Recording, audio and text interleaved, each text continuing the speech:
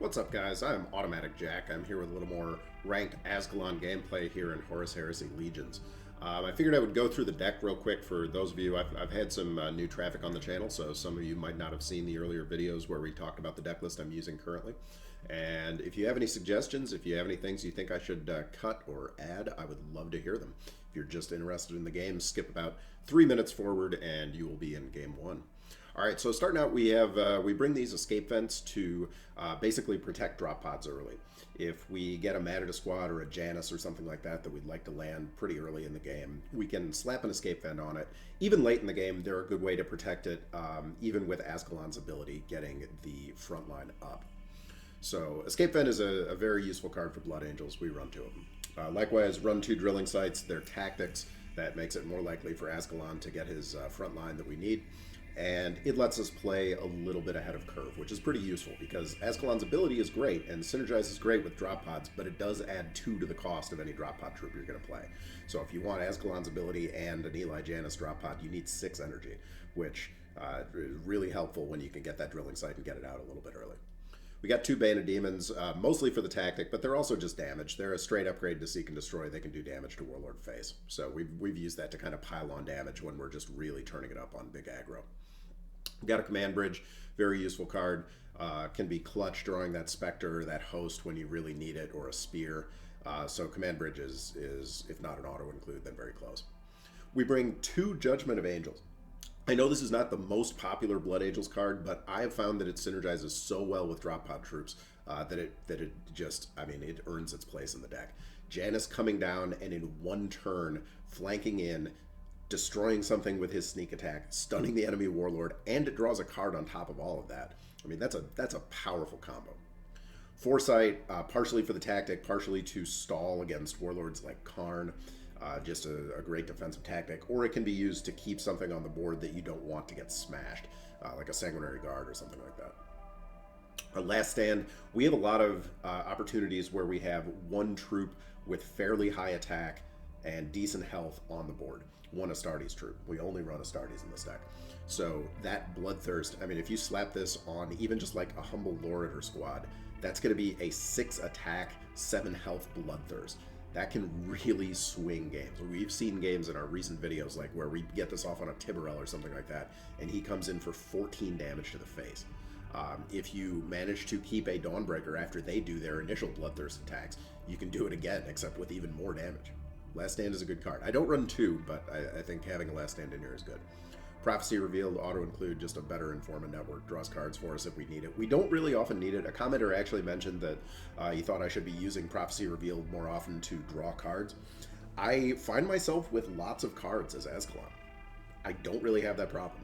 I find myself, in some senses, having almost too many cards because I need to use his ability and I don't want to overdraw myself.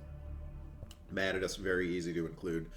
Great drop pod troop, great stats, powerful, and a big threat on the board. They can't just let it land. They have to respond to it because otherwise you'll just keep making them. Janus, another one, we talked about him already. The stunning is huge. The sneak attack gives him a little more survivability than his 2 health would suggest. And if you can get something like a Last Standoff on a Janus, then suddenly he's a Bloodthirst 6 damage sneak attack. And even with 3 health at that point, or 4 health at that point. So he can become big, and you know, if he survives a turn on the board, you're getting a lot of value out of him. Shock Assault, just good general damage. It's just straight damage. It's another tactic to draw for. Sometimes it gives a friendly troop +1/+1. A lot of the times we're just flinging it into the enemy's face. Loritors, they're unstoppable, which is great. You can use them to target those hard-to-get troops that are behind front lines. You can use them with their flank sometimes to do that kind of damage. And they're sticky enough with 5 health that they're pretty likely to stay on the board, or at least attract some kind of removal that would be, maybe for the enemy, better spent on something more threatening. Speaking of more threatening, Tiberel is a phenomenal card. With the Judgment of Angels coming down and letting him have flank, he can eliminate potentially 2 enemies on the turn that he drops and stay on the board. Or he can just straight out eliminate an enemy and then be there on the board himself. So he kind of functions like hard removal. As long as he can attack the target, he can be flanked in and do a lot of damage. Dawnbreaker, just a huge damage dealer. These guys are pretty close to our finishers. When we can get these guys out late in the game, the potential for 6 damage with Bloodthirst is overwhelming for a lot of warlords. Just seeing 12 drop off their life is a lot. Spear, obvious, probably best hard removal in the game. Sangos, Host, and Crimson Spectre go in almost all Blood Angels decks that I know of. They're just all outstandingly good cards for what they do. All right, so with that, we are sitting in the low 26s. We have a challenge to put in play troops with a basic cost of 8 or more that we will not be pursuing. And let's see what we can do with our boy Azkaellon and his crafty leather holster. All right, we get a Sevatar. Is it Sevatar right off the bat? It's Sevatar or Malkarion. I can never tell them apart. I think it's Sevatar. Definitely going to keep the Matadus. Probably not going to keep these. We're going to mulligan and see if we can get some stealth. Get those escape vents up. Ideally, troops. I mean, troops are great. Janus would be great. Oh, look at that. Okay. That's really good. That's really good. Death to the false emperor. Okay, here's Sevatar. Sevatar appeared in the meta report on the absolute top of Hytera. Sevatar is a very, very, very chunky boy. So he's pretty tough. We're going to get these troops on the board to reduce his ability to simply hit us over and over for a health advantage. Okay, so this guy is very close to us. He is within 100 points. I consider all matches within 100 points to be essentially dead even. Okay, usually I would not play a tactic this early. Usually I would not. But we need to get the Recon Claw out of the game. Like, the Recon Claw's gotta go. So we're going to do that. We're going to leave these on the board because they just reduce Sevatar's attack. And if he plays a second Recon Claw, honestly, I'm pretty okay with using this. We would like to save this, though, ideally for his Shrek. Because he's going to have his Endo Shrek. And it's going to be tragic if that comes down and just absolutely schwacks us. Do we Bane? Do we Bane is the question. I think we Bane and draw. Yeah, because we don't want that to just go rampaging through troops. We will draw. We'll miss, though. That's unfortunate. It is unfortunate that we miss, but that's all right. It's probably better now. So let's see. Okay, so he gets his 5 cost out. How we doing on this? How we doing? We can Matadus. And we could even flank in the Matadus. How many cards we got? Yeah, so we got... Flanking in the Matadus is not great, though, because that does leave a troop with 1 attack. I don't love that. I don't really love that. But I think we're going to do it for the draw. We're going to get the Matadus back anyway. And that puts us at our 8 cards. It reduces our spear a little bit. And we still have the stealth for Dawnbreakers. Like, he can do 3 more damage to our face, that's true, but... Nah.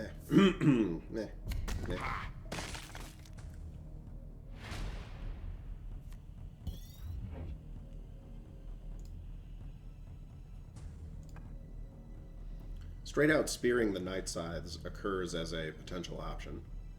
I think, though,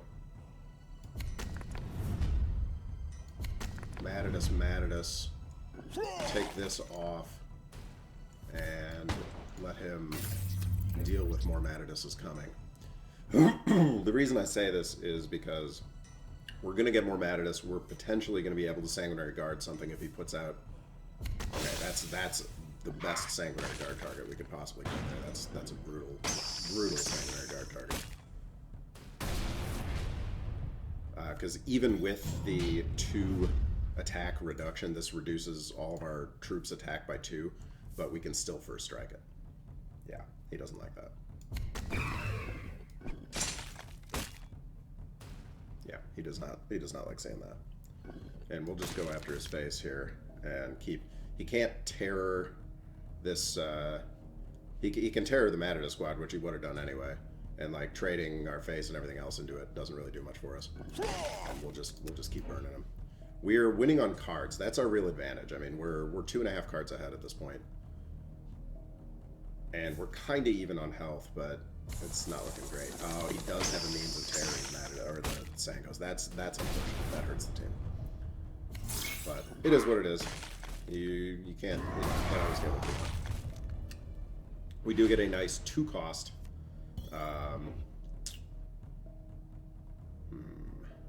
We get a 2-cost spear, but I'm a little hesitant to use it. I'm a little hesitant. I think it might be better to go for... Yeah, the Dawnbreakers would be nice if we could guarantee drawing a tactic, which we cannot do. So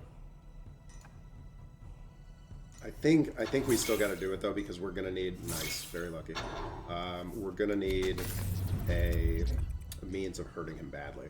Like if we can't hurt him badly here, we're just gonna lose on health. I mean, we're already perilously low given the Night Lord's ability to kind of stretch out. So we've got some damage in hand. He has a means of getting sneak or can attack on that. That's very unfortunate for us. Yeah, that is very unfortunate. We've still got some options. We're not out of commission here. We could shock assault that, but we could also just bane it.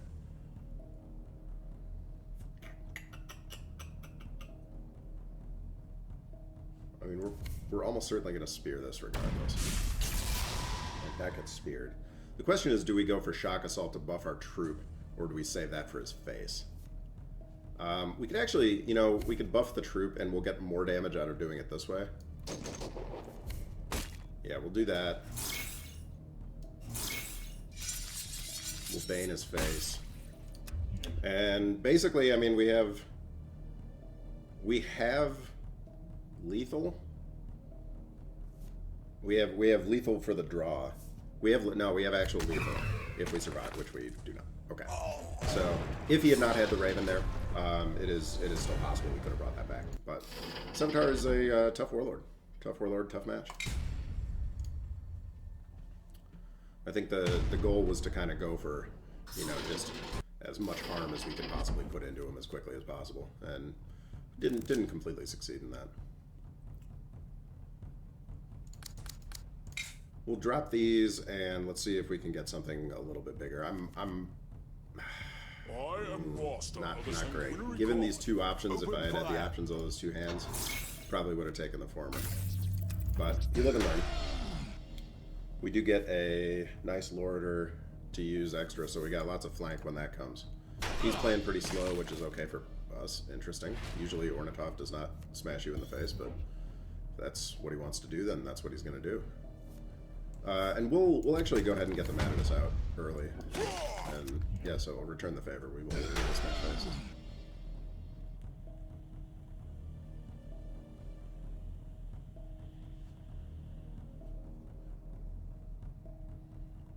We're down on cards, but not to a crushing degree.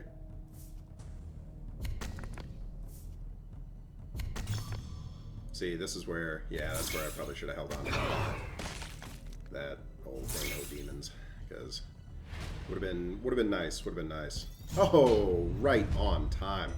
All right, Band of Demons comes out. Absolutely beautiful. Yep.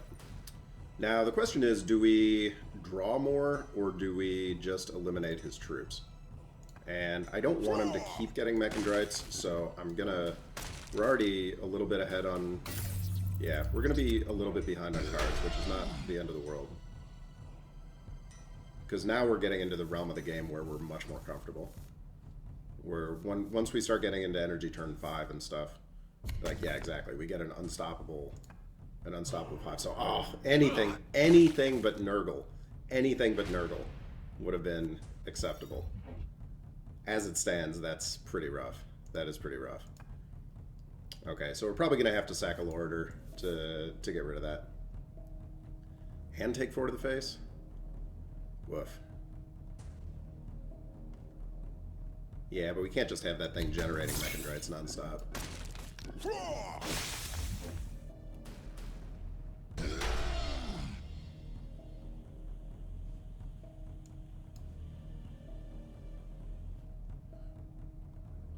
A Mechondrite heavy Ornithop build. This is interesting. Yeah, it's very, very heavy on Mechondrites.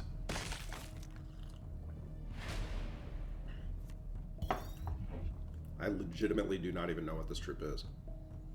I don't know if I've ever seen that before. The 6-cost spear does not seem fantastic, but we don't have a lot of options. Unfortunately, we cannot Lorator and draw.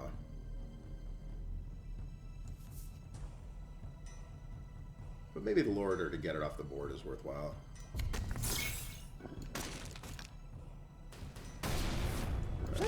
We'll just keep trading him down. Let's see. I mean, he has a Mechondrite in his hand. Maybe does he? He used one Mechondrite on his Mechanicum troop there, so maybe he doesn't. Maybe he doesn't. He's got a Mortiker.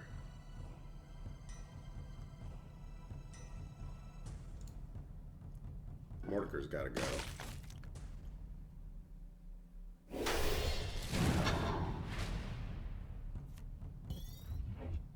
Yeah, we probably just spear the Mortiker and draw, right?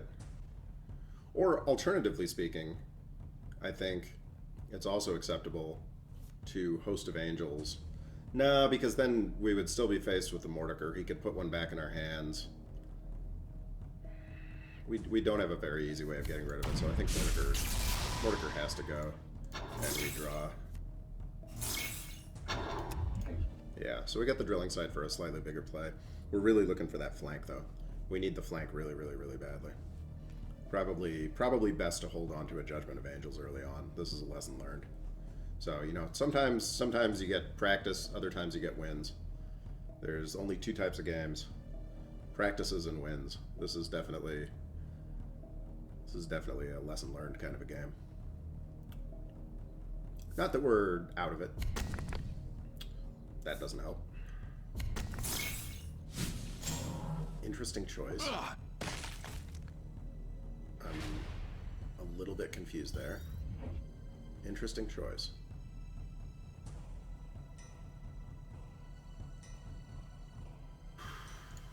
We'll draw first. We do not get the card we need. Not at all. Not at all.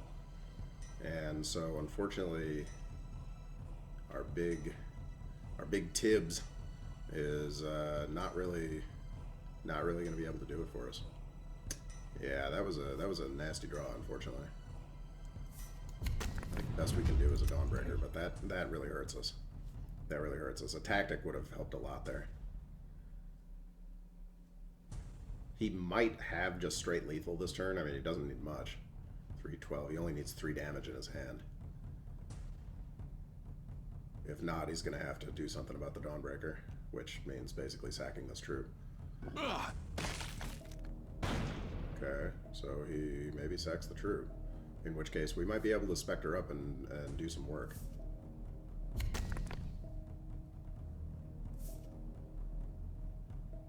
Oh no, he has a different means of... Yeah, so he missed lethal there. Are you tasting defeat yet? Yeah, he missed lethal because he had the ability to just get us. Nope, Prophecy Revealed does not do it. So that is going to be that. He did have the ability to just nail us, unless that only affects troops, which I don't think it does.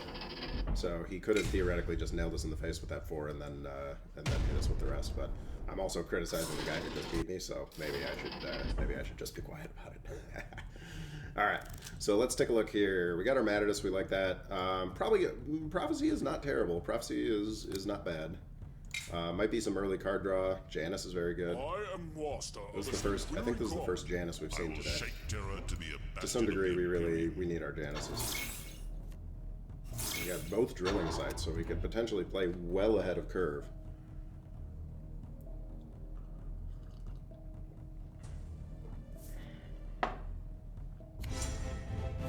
On turn 4, we could get Janus down behind some kind of... Okay. Yeah, we need flank pretty desperately. Pretty desperately.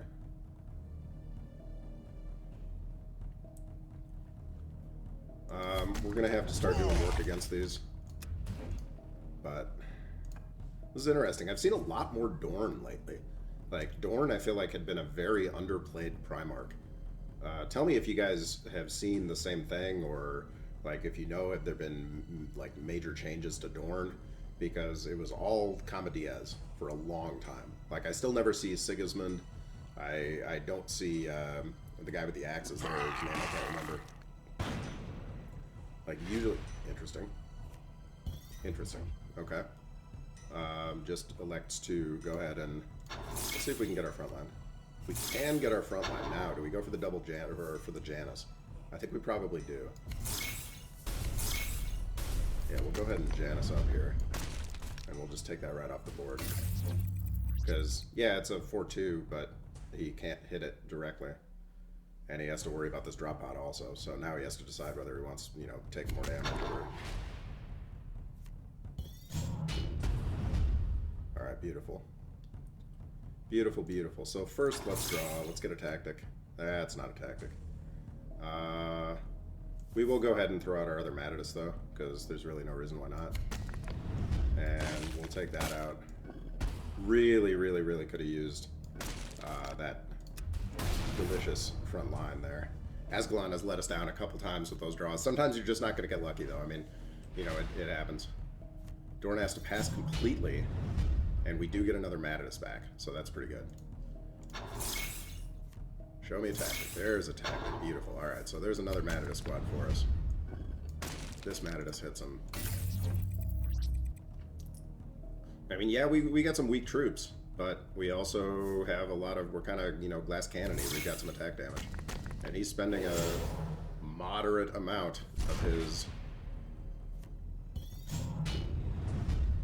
Yeah, like he's spending a moderate amount of his energy on just getting up turrets and things like that, and it doesn't really do that much for him. Doesn't really do a ton. Okay, well, we're definitely not sacking this into a turret, so that's going to go into his face. And the question is, do we use both of these to eliminate turrets, or no? Well, I mean, we Bane of Demon's one of the turrets, yeah. Bane of Demon's one of the turrets.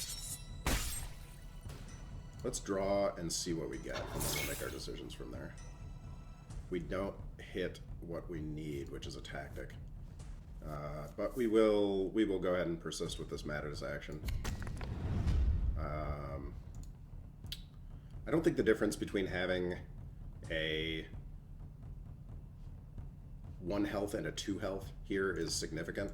So we'll go ahead and do more damage there. We don't want it to kill the Tiberel. And that gets more damage into his face. So we're okay with that. What does he got for energy turn 7? He's dealt with a lot of Matadus squads so far. This is maybe our 4th Matadus squad. Yeah, he has to use hard removal on a Matadus squad. That's less than ideal, to put it mildly. Less than ideal. Can we draw a tactic? We want to see that Dawnbreaker cohort. Yes, we can. Alright. And there's Dawnbreaker cohort up behind it. And we'll throw those into the face as well. Okay, so now we're at 9 cards in hand to his 6, so we're 4.5 ahead. 3.5 ahead, rather. Don't have a... Oh, we do have a spear. Yeah, we have a very big spear. And congratulations, that made it. I see through you. and we just have leads. Insufficient for victory. Okay. So yeah, when... I don't know. I don't know when the Dorn started becoming popular, but he is evidently doing quite well with it. I mean, he was up in the 27-something hundreds, which is tasty. Let's take a look at our 4th, I believe, game of the day and see what we've got in store. I'm going to start drinking my coffee. I'm off to the gym after this. I need my pre-workout, by which I mean coffee.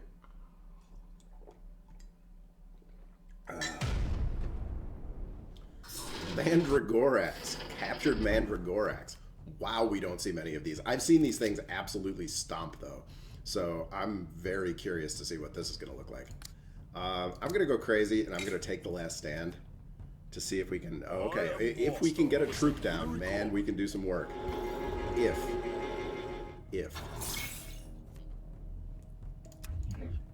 A troop has to survive and be alive on our side of the board during our turn. that is our goal for the game. That is our big goal. Do we just Bane of Demons him? He's not probably going to play many troops, so yeah, I think we just Bane of Demons him to try to keep some health parity alive. These things are dangerous. Mandragore X Titan is not as crappy as people think it is, or at least it's not facing a player of my skill level. I've seen some like all damage Mandragore X decks that can do some amazing work. Do we just Drilling Sight out the Lord? I don't think we're holding onto cards for a reason. So yeah, maybe we just Drilling Sight out the Lord. And we're just gonna keep working on him. And if we can get Last Stand onto this guy, if he doesn't have a means of removing it for 4 energy, then oh, miss. Yes. Okay. Ordinarily, I would not cheer for that hitting me in the face, but as it stands, we're gonna go ahead and draw it first. Gonna get a tactic, and then we're going to hit him for 12, which he was hoping would not happen, and we're still gonna have a 6-3 on the board. Last Stand, ladies and gentlemen. It can swing. It can swing. He does have a las rifle section. Okay, fair enough.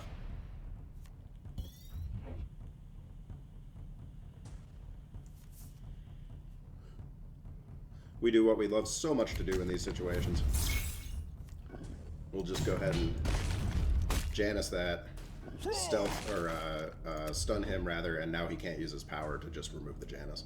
So Janus gets a little bit of possible longevity. At least he has to play a card to be able to deal with it. So he goes for some healing, which is slow. Oh, it removes stun, disregard. Ah, well, that's an excellent answer. That, I take it all back. That is an excellent answer. All right.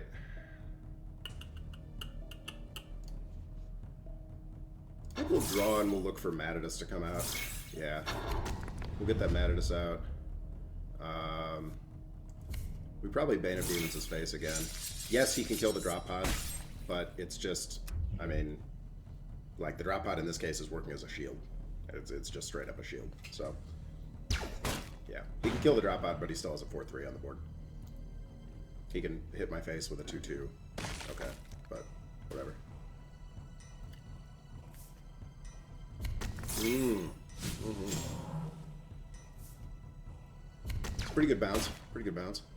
That actually will end up healing me because I will play Crimson Spectre, because I don't think I'm going to get a chance with more than 2 under 4 health troops at the same time. Brings us back to health parity. And it's not over. It's not over. We're putting up a fight.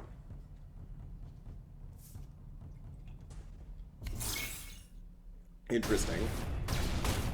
Big potential there, I suppose, for him. We'll go ahead and draw. Get me a tactic. Nope, no tactic.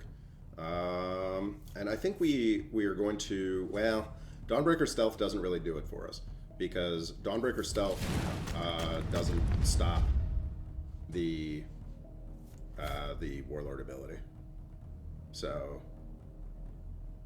we are going to go ahead and stealth one of these. I know it seems weird, but my reasoning is if he doesn't hit this one with his ability, like he's going to hit 2 of these 4 things with his ability. Disregard, he's just going to hit everything with his card. Okay.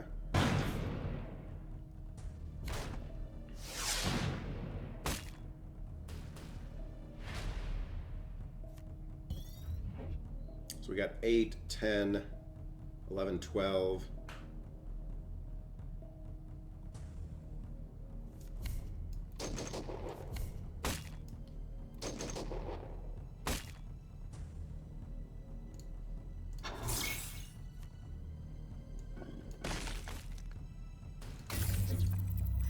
I don't know. I think it's going to be tough.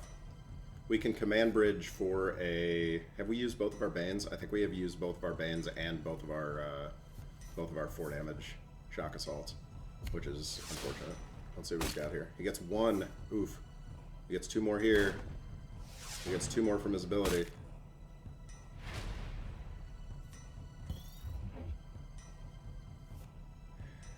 Yeah, are there any tactics that we can reasonably use?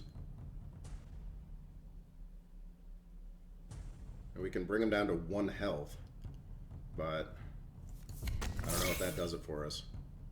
We can try to just keep these off. That's what I should have been going for. That's what I should have been going for. Yeah, that was a mistake. Definitely should have used Command Bridge first there, because Command Bridge might have kept us in the game instead of the Matador squad.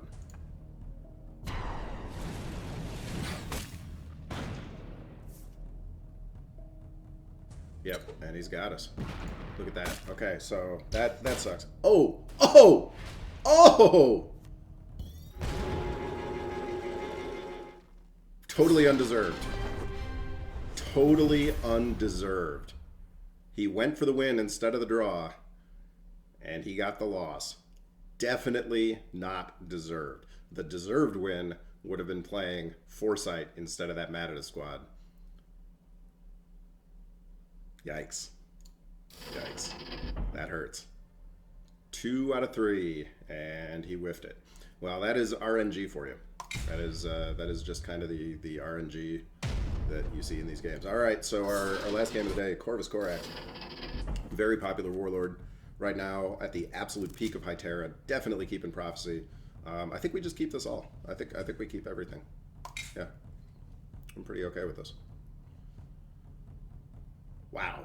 Still can't get over that. Very, very, very lucky. Back in my Hearthstone career, I was playing a guy like right under Legendary, and I think I had like it was like a 1 in 6 to kill him with Ragnaros maybe, that throws the 8 damage rock at somebody, and he had an entire board. Put it down and it just lands right on his face. The poor guy. I remember the game because he friended me afterwards, and unlike every other player in Hearthstone who friends you after a game, he was super chill and fun about it. I loved it. He was a great guy. We had a good talk. We played some scrimmage games together and had fun. So just a little bit of life in there for you if you're salty about something that happens in a game because of RNG. Reach out to the other dude and just be cool, and you will make a friend, and the world will be a happier place. Lord knows we have enough salt in it to begin with right now. Demon Fish is about at our level.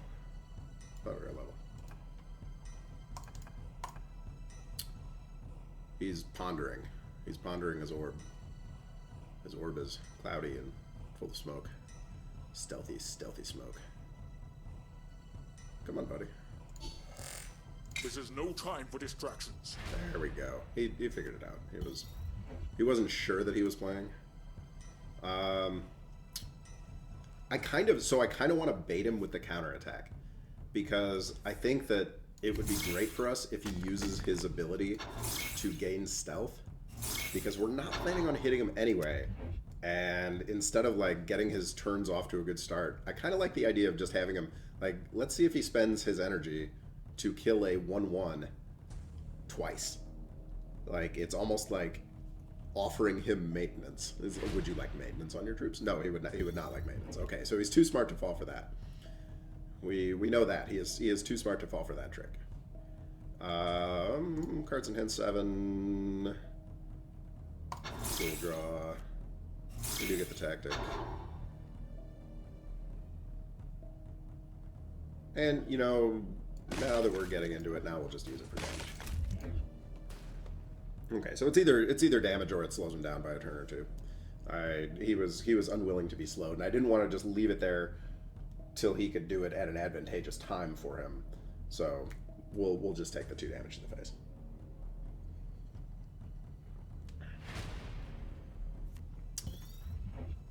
This is not a particularly interactive Corax. He is not interacting with us hard. Okay, we do get the Spectre, so that means we're going to put out the Matadus.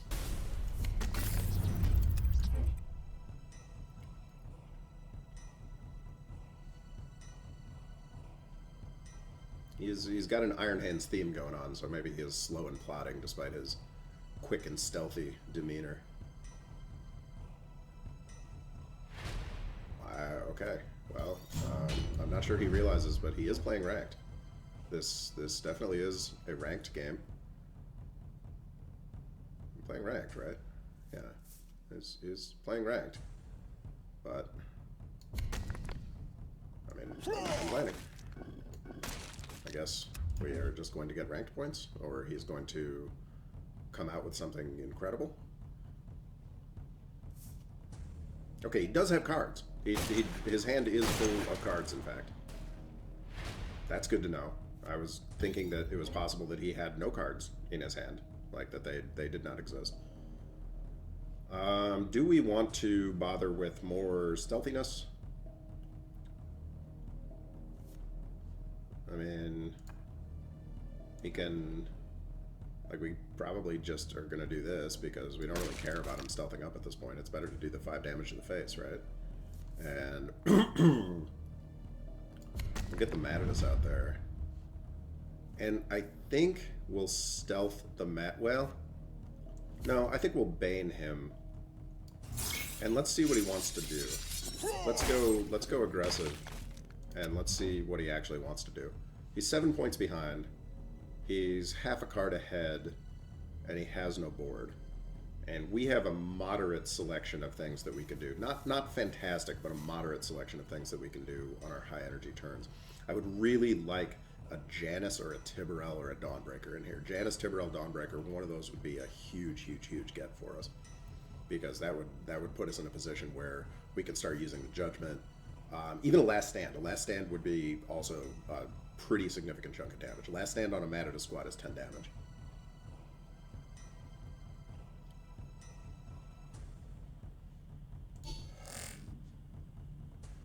Are you backing away? I was looking for an "is everything okay, buddy? Should I send help?" kind of emote, because I am concerned that possibly he has forgotten this game. Maybe his little brother has gotten into his Legion's account, and he's actually a 3600 rated player, and he's going to come back and rage at the dying of the light.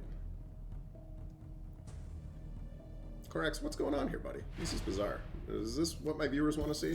No, I mean he's not even pinging my stuff. This is really strange. I don't like it. I don't like it. I'm not amused. So okay, well we'll just finish him off as quickly as possible then. Chalk this up to silliness. Well, sorry guys. I know it's a weird last game. I guess this I think is the first time I've seen this particular style in the rank ladder. I've seen people just disconnect immediately. Oh, he remembers. Okay, he remembers that he has that ability. Excellent. Decides not to pursue it further. Okay, well, fair enough. And that is the end. I mean, if he was like emoting or something, I would assume that he was trying to... Yeah, okay. What in the world was that? Comments, please. Tell me what was happening there. Tell me what was happening. Was he trying to win? What was happening? So we did, I think we gained a little bit. Yeah, we gained a little bit of rank. Came up a little bit. We did not accomplish our challenge because, you know, that is life. But there were some really good games and a very, very strange Corax deck. I'm curious. I mean, the dude's level 100 has 5,700 wins in ranked. Good God. Jack, by comparison, is 448 wins in ranked. Still working on that 1,000 win last achievement. That is the last one I still need to get.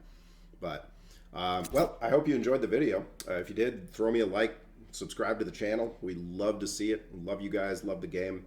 I just got RimWorld Ideology, so I'm thinking about playing some of that at some point. If my voice doesn't want to crack all over the place. If you guys want to see some RimWorld content, I would be happy to throw some up. If you have not played RimWorld, it is friggin' amazing. One of my favorite games of all time. But that is the video for today. Thanks for stopping by. I am Automatic Jack, signing off.